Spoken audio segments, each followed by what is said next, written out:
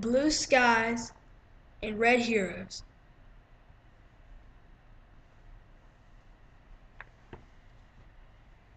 Even though the Tuskegee Airmen got in a lot of trouble, they helped to break the barrier of segregation in the Army and helped to pave a way for African Americans to be pilots and be treated fairly today.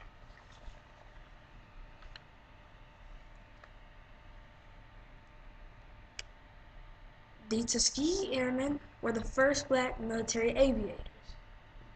They were founded in 1941.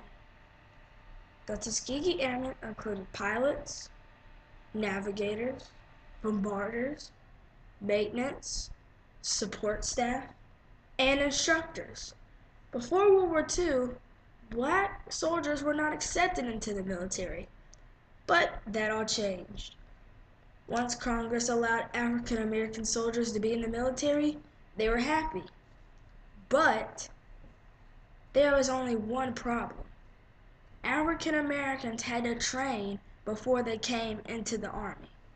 So, the African Americans who wanted to join the Air Force went to the Tuskegee Flight Training Program.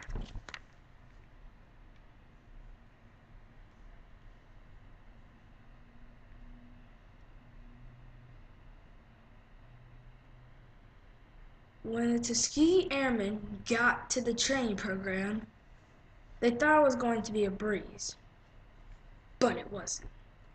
Since segregation was still going on in America, they were treated unfairly at the camps. They made them do unnecessary tasks and would punish them if they didn't listen. Other than being treated unfairly, the Tuskegee Airmen had to work hard to make it out of the training program.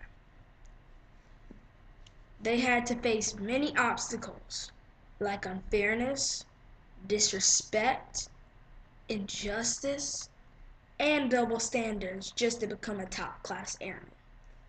Other than being aviators, Tuskegee Airmen had to also construct planes and build guns. 996 men completed the Tuskegee Experience Flight Training Program, and they earned their wings.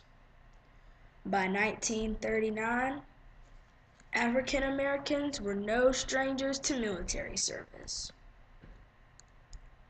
They were a good example of having human spirit, courage, determination, and endurance to overcome odds.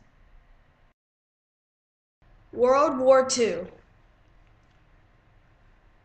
450 other Tuskegee Airmen were sent to fly and fight in North Africa and Europe as fighter pilots. Of the people who went to war, 66 died, and 32 became prisoners of war. The 99th Fighter Squadron, which was the first squadron, was a part of the Tuskegee program, followed by the 100th, 301st, and 302nd Fighter Squadrons. Those four squadrons became part of the 332nd Fighter Group. To identify your friend from the enemy, the Tuskegee Airmen put red tails on their airplane, and that is why their nickname is the Red Tails. Even though they tried to unite African Americans and white people in the Army, there was still some prejudice and racial issues in the Army.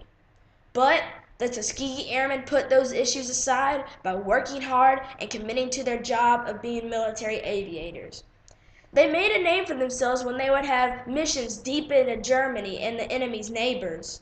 Since the Red Tails were so good, even white bomber pilots were requesting the Tuskegee Airmen to fly for them. The pilots of the 332nd Fighter Group flew many different aircraft, but they would mostly prefer to fly the fast and strong P-51 Mustang. The Tuskegee Airmen destroyed more than 260 enemy aircraft. The Tuskegee Airmen completed about 1,500 missions. Even though the 477th Bombardment Group didn't really participate in World War II, they still did peaceful, nonviolent, equal right protests at Freeman Field. As the Tuskegee Airmen became popular, they used war bonds to increase their fan base and get money for the military.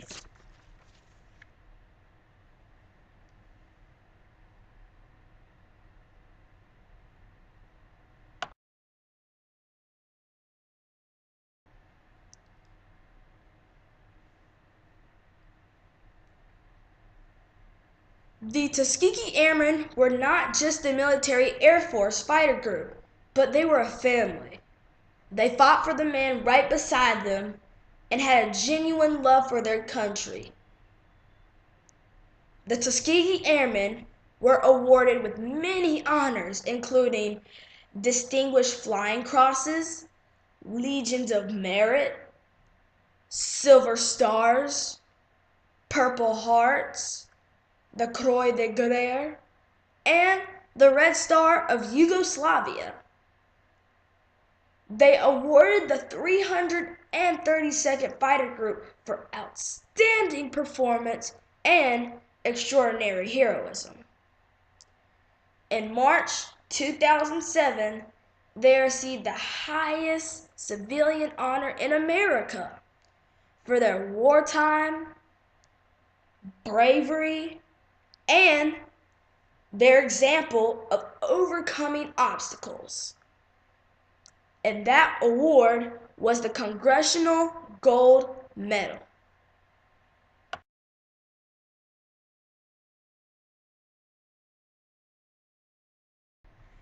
The Tuskegee Airmen have unfortunately been underrated to not be included in more textbooks and research books.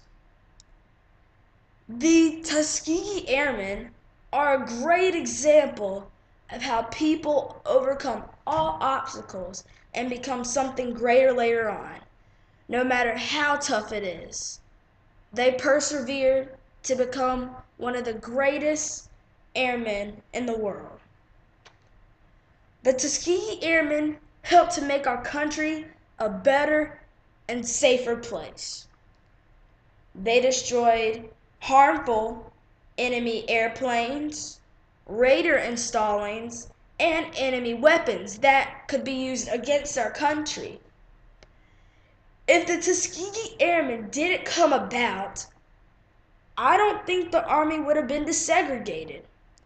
The country would have won the war, and our country would have been desegregated. The Tuskegee Airmen were so crucial in making our country a safe, loving, and free place to live in. I think that the desegregation of the Army had a lot to do with the Tuskegee Airmen, with their bravery, courage, and their fearlessness. The Tuskegee Airmen had little rights and a lot of responsibilities in the beginning.